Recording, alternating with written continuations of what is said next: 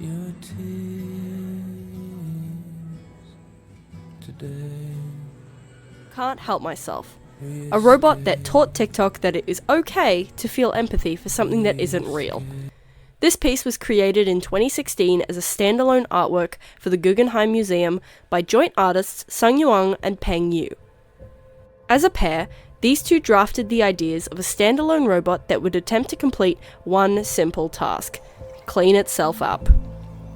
Sung Yuang and Peng Yu programmed this machine to rotate in 360 degrees, happily wiping up the gory mess that had been spilled around it.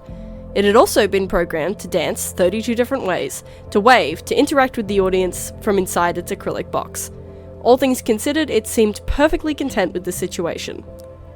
Made from a motorized kinetic arm, this robot served to relinquish the artist's need to participate in the work, replacing their will with something programmed. The ultimate goal is to evoke a strong emotional attachment to the machine, allowing the audience to express powerful emotional, physical, and psychological responses. This robot diligently worked, day and night, cleaning up the mess that would never disappear. Its Sisyphean programming did not allow it to stop.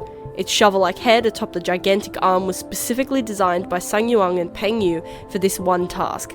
These two artists were not shy when it came to disturbing, weird, and frankly strange works of art. They specified in performance sculpture-based pieces, criticizing world leaders, commenting on gun violence in the military, diving into discussions about how humanity has failed God, and making cute memorial pieces for Peng Yu's mum. All of these sculptures, in their own right, deserve attention and critical analysis, but that's just something we don't have time for. Can't Help Myself was not a particularly popular piece when it first released.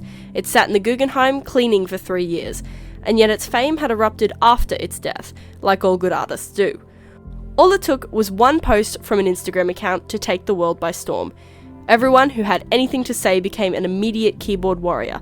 Some criticised the piece, some worshipped it, most didn't understand it, and others came to wildly different conclusions. My personal understanding of this piece is that it can mean something different for everyone. Groundbreaking analysis, I know. This piece is literally the epitome of the phrase, art is subjective. Usually the titles of Sung Yuang's and Peng Yu's works are literal. They tell you what the work is about immediately, and yet Can't Help Myself is so broad, so unanswerable. The audience is sucked into the robot's never-ending determination to free itself from its task, unaware that if it ever does finish, it's not programmed to do anything. As the years wore on the machine, it got slower. Its programming was still up and running, but the fluids caked the walls, the floor. Its joints were stiff with wear. The average onlooker couldn't see into the acrylic box. Its red, sticky liquid had been so built up that the robot was now virtually isolated. It became sluggish. The liquid on the floor didn't spread as easily, but that doesn't mean that it still didn't spread. The machine ran on electricity, so the fluid was not its hydraulics. The task it was ordered to perform was not one to keep itself alive, but one to give its life purpose. After all these years of performing the same task, it still waved, danced, and interacted with audience members, but due to the creaking of its arm and the slow, deliberate movements, it ceased to look excited, and started to look, in all intensive purposes, depressed.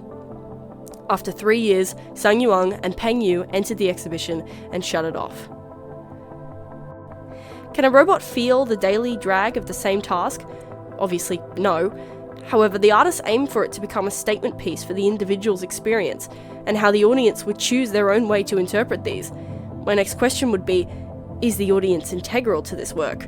Does the audience become this work? I would say yes. In the era of contemporary artworks, the modern world has become so oversaturated, overwhelming. Every single person has access to art. They can make art, look at art, and criticize art freely, and with so much to do and so much to look at, we do nothing. These artists reflect on the inane human desire to be free, within the context of human creation, within the inhuman.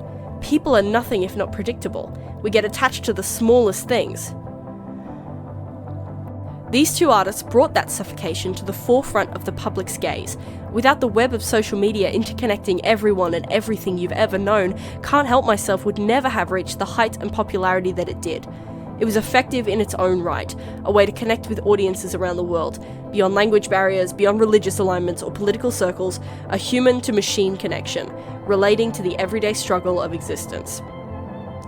Some of their other bodies of work include Fallen Angel, a hyper-realistic sculpture of an angel, devoid of feathers and lying dead in a wide net, seemingly commenting on the fall from grace, the capture of religion, the disappointing outcome of humanity and what we stand for, possibly alluding to capitalistic greed, environmental ethics, and so much more.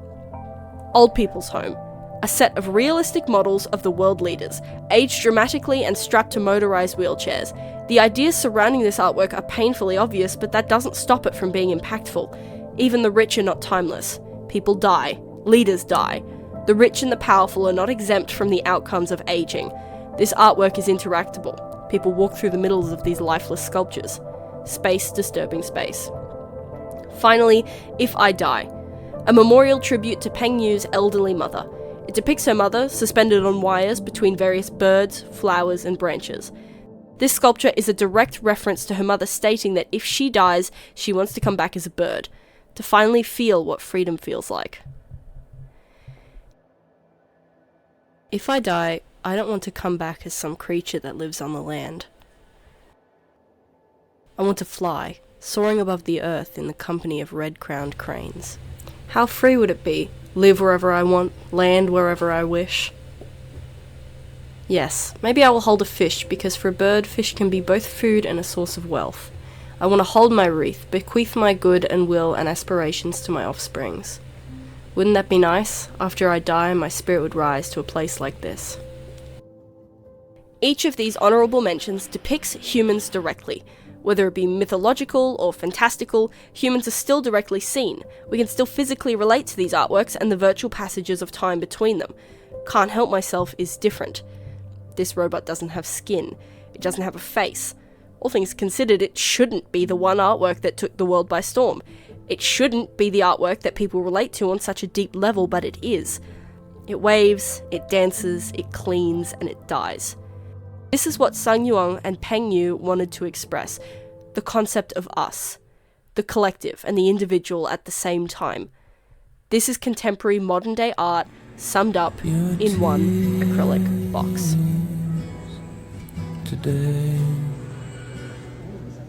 we escape.